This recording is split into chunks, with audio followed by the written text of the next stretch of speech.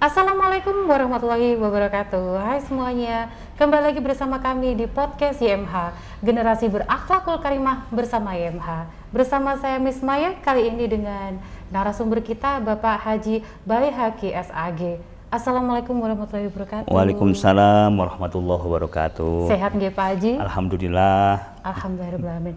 Bapak Haji Baihaqi ini adalah kepala dari MI Hidayatullah Kota Blitar. Oke, masih di nuansa penerimaan peserta didik baru. Jadi mari kita dengarkan profil dari MI Hidayatullah Kota Blitar. Silakan, monggo Pak Haji. Ya, Assalamualaikum warahmatullahi wabarakatuh. Waalaikumsalam. Kepada semua pemirsa yang saya hormati, puji syukur kepada Allah Subhanahu wa Ta'ala, pada siang hari ini kita bisa berjumpa walaupun media sosial, mudah-mudahan menjadi amal ibadah kita semua. Amin, amin ya rabbal alamin. Kami diberi amanah oleh Yayasan Masjid Hidayatullah untuk bersama-sama teman-teman mengkondisikan MI Hidayatullah sekitar tahun 1997. 97. Sudah lama. Sekolah kita berdiri merupakan kelanjutan daripada RA Hidayatullah. Saat itu musimnya sekolah plus. Apa sekolah plus itu? Sekolah kurikulum nasional plus kurikulum yang direncanakan sendiri. Saat itu 3 unggulan yang kita inginkan. Yang pertama, anak-anak terbiasa ibadah, terutama sholat dan puasa. Saat dulu itu ketika tahun 1997 itu, anak-anak kita ajarkan sholat berjamaah, kemudian berpuasa Senin dan Kamis, berjalan terus sampai alhamdulillah sekarang. Yang kedua, anak-anak kita ajarkan juga tuntas membaca Al-Quran. Saya masih ingat dulu pakai Iqra. Kenapa Iqra? Karena memang saat itu adanya Iqra itu. Dan kita sudah melaksanakan itu, alhamdulillah anak-anak bisa membaca Al-Quran ketika sudah setamat daripada MI Hidayatullah. Yang ketiga, ada muatan lagi yang lain adalah anak-anak menghafal juz 30. Maaf, bukan 30 juz, tapi juz ke-30. Alhamdulillah 3 hal ini terlampaui dengan baik.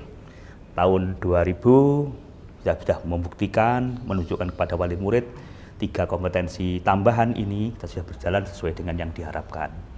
Kemudian perkembangan selanjutnya sekitar tahun 2004, 2005 itu ada perkembangan yang dilaksanakan di sekolah kita. Dulu diawali dengan pembelajaran bahasa Inggris. Namun yang disusun sedemikian rapi, sedemikian bagus itu ternyata kurang direspon oleh wali murid. Tahun 2016 ketika itu digulirkan satu program menghafal Al-Quran. Jadi kalau dulu juz 30 saja, tahun 2016 kita mulai lagi tidak juz 30, tapi 6 juz. Subhanallah. Bisa apa enggak ini? Kita masih mencoba. Kita kaji bersama, studi banding ke beberapa pesantren, beberapa lembaga yang mengelola seperti ini. Kita berani 6 juz dengan tata cara, anak-anak itu dikasih muatan-muatan hafalan dan murojaah. Murojaah itu bahasa lainnya adalah mengulang-ulang. Bagaimana cara belajarnya? Saat itu, tahun 2016, kita punya jargon menghafal Al-Quran non pesantren. Pertama cara kita adalah anak-anak masuk pagi hari itu, kemudian kita ajarkan materi. Sudah kita hitung, Bu. Dalam kelas 1 sampai kelas 6, targetnya 6 juz, berarti dalam 1 tahun harus hafal 1 juz.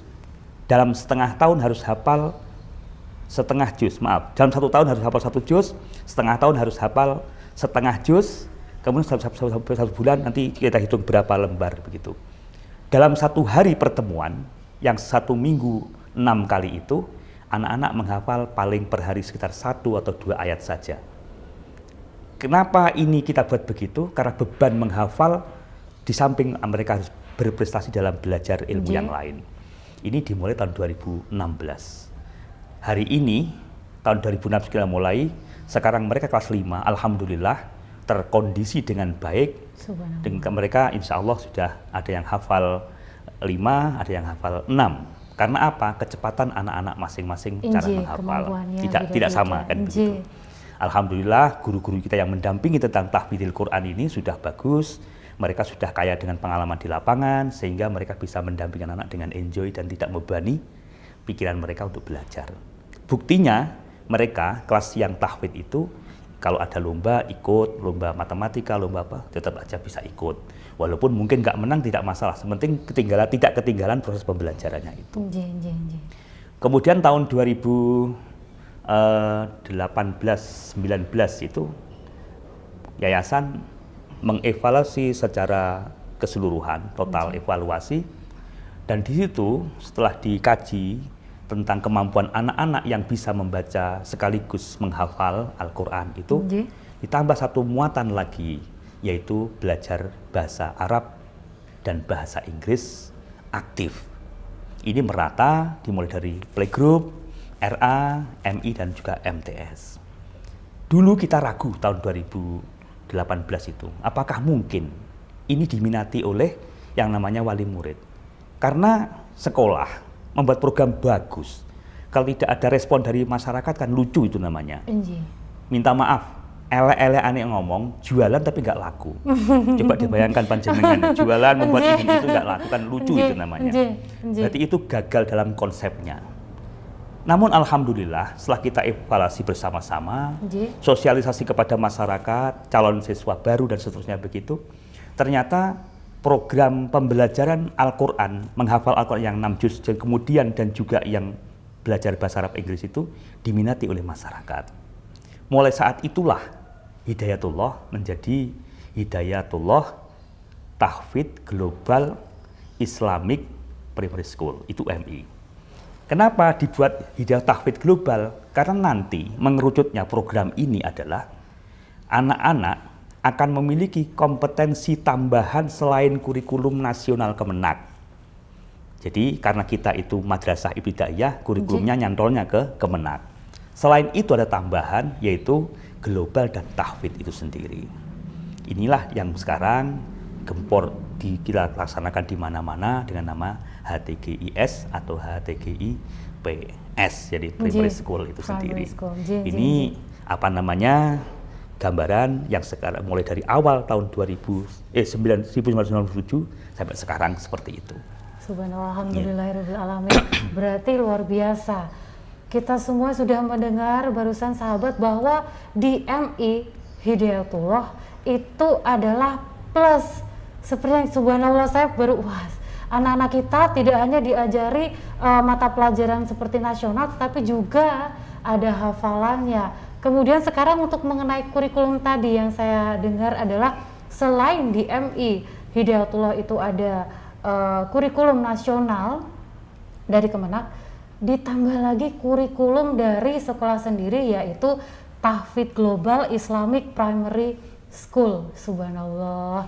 Jadi kalau untuk global sendiri, kalau untuk tahfidznya berarti hafalannya seperti yang jenengan jelaskan tadi. Untuk globalnya berarti pripun, ya, Pak Haji? Kalau global itu kan sasaran kita penambahan kurikulum selain kurikulum nasional pada ranah pembiasaan bahasa Arab dan bahasa Inggris. Ingat dua bahasa, Arab dan Inggris. Kalau sekolah-sekolah lain mungkin hanya bahasa Inggris. Tapi kita tidak. Kemarin memang sempat kita berdiskusi apakah kita menggunakan bahasa Inggris saja atau bahasa Arab sekalian. Maka karena kepentingan pembelajaran dan kepentingan pengembangan ilmu agama, maka dua ilmu itu harus kita ajarkan, Arab dan Inggris. Subhanallah.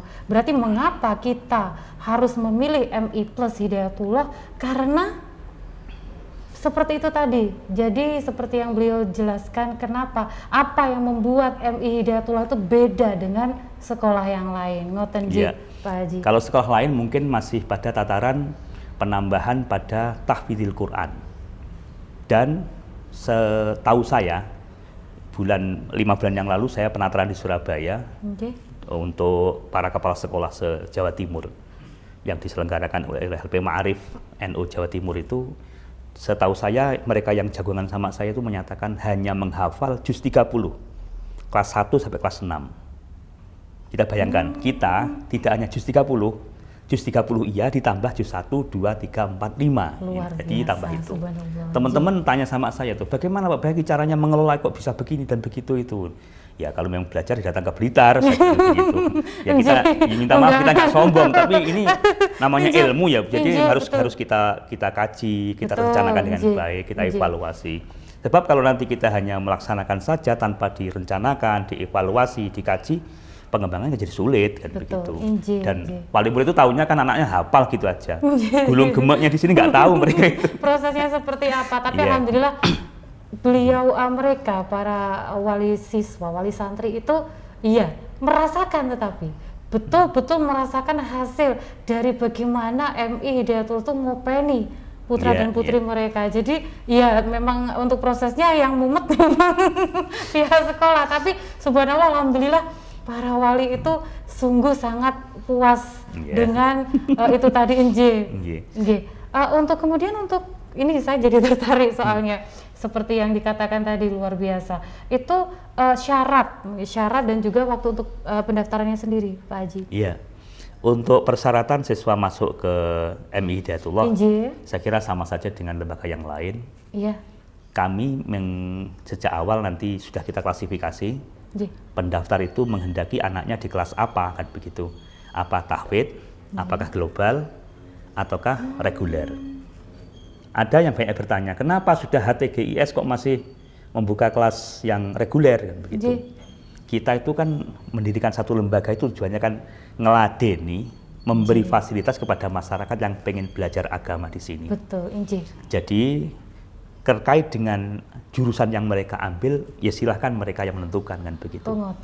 Tapi kita memberikan satu peluang jika pada suatu saat misalnya ambil tahfidz, kemudian proses menghafalnya kesulitan karena tidak didukung SDM dari rumah dan seterusnya begitu, ya mereka pindah jurusan boleh saja gitu.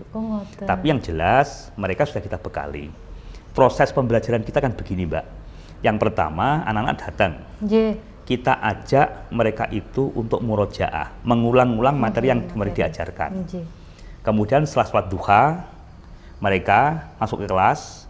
Kemudian mereka kita ajak nambah materi baru.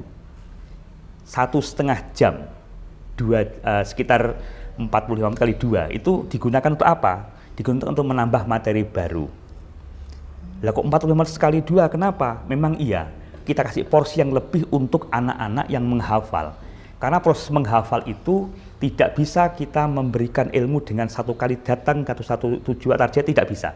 Dengan bermain, dengan bertepuk, itu adalah kreasi dari masing-masing guru itu.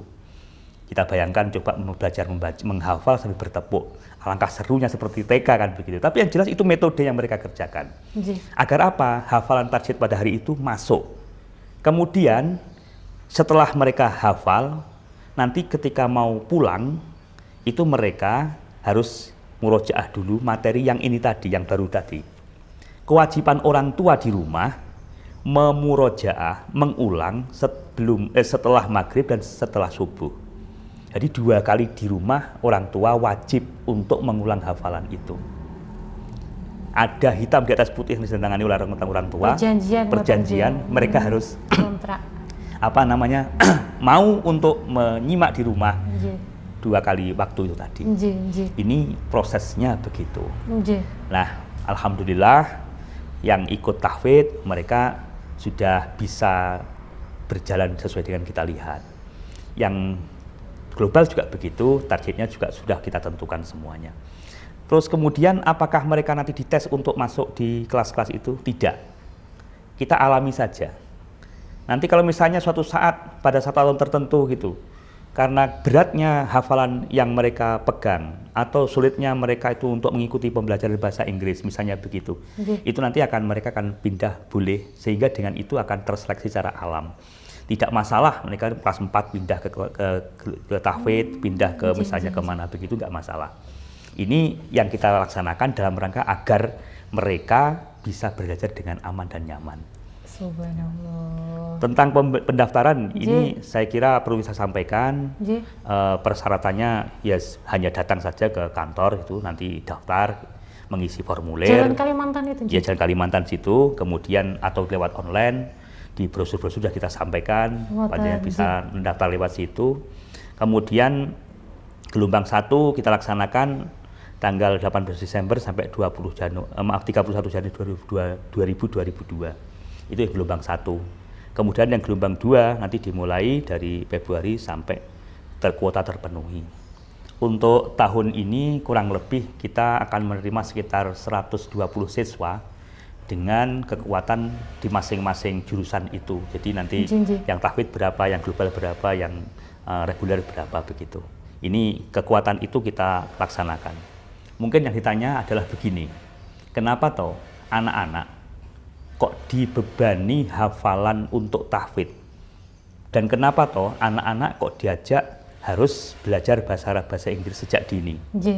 Ini minta maaf saya sampaikan di sini. Begini ceritanya itu. Hari-hari ini gitu, orang tua kita, saya dulu juga begitu ketika masih kecil. Oleh orang tua saya itu disekolahkan di sini, tujuannya kan biar bisa bekerja di sini, biar bisa bekerja di kan begitu. Tujuannya nanti kuliah kemana, ngoten Ji? Ketika saya sudah tamat SD, maka saya memilih SMP 1 karena favorit di saat itu kan begitu. Setelah begitu masuk ke SMA 1 juga begitu karena favorit.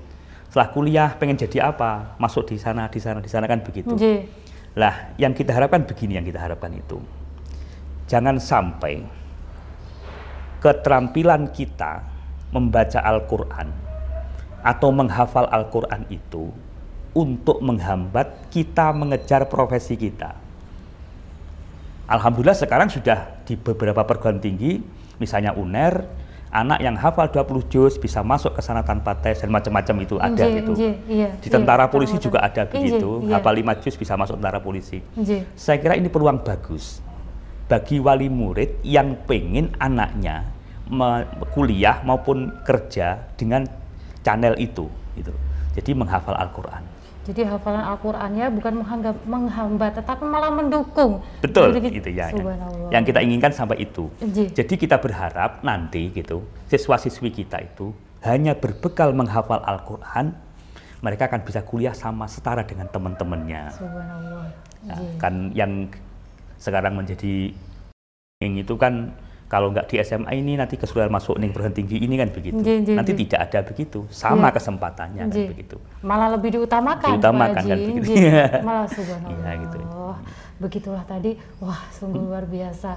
Jadi seperti yang dijelaskan beliau tadi bahwa ilmu agama dan juga ilmu dunia menjadi satu. Bahkan ilmu agama yang sangat diperkuat dari mulai jenjang di MI itu dikuatkan lagi, subhanallah. Jadi itulah mengapa harus MI Hidayatullah. Apa yang membuat MI Hidayatullah lebih dari sekolah yang lain? Ngoten nggih Pak Haji. Kemudian begitu. Jika ingin kepo-kepo atau mungkin lebih ingin melihat ke dalam bagaimana MI Hidayatullah tersebut, bisa ke website dan juga bisa ke media sosial di MI Hidayatullah. Ngoten nggih Pak Haji. Demikianlah mungkin alhamdulillahirobbilalamin. Semoga saja ayo segera semuanya, mumpung kuotanya masih dibuka karena ada gelombang kedua. Kalau gelombang pertama mungkin sudah tidak bisa dikejar, maka ada gelombang 2 yang dari mulai Februari sampai nanti kuota terpenuhi. Jadi segera saja mumpung belum kehabisan kuota. Terima kasih Pak Haji sekali lagi waktunya atas penjelasan yang sudah diberikan. Semoga saja manfaat bagi kita semuanya. Sahabat. Amin. Ikuti terus podcast YMH. Jangan lupa like dan subscribe. Dukungannya kami tunggu. Generasi berakhlakul karimah bersama YMH. Terima kasih. Wassalamualaikum warahmatullahi wabarakatuh. Waalaikumsalam warahmatullahi wabarakatuh.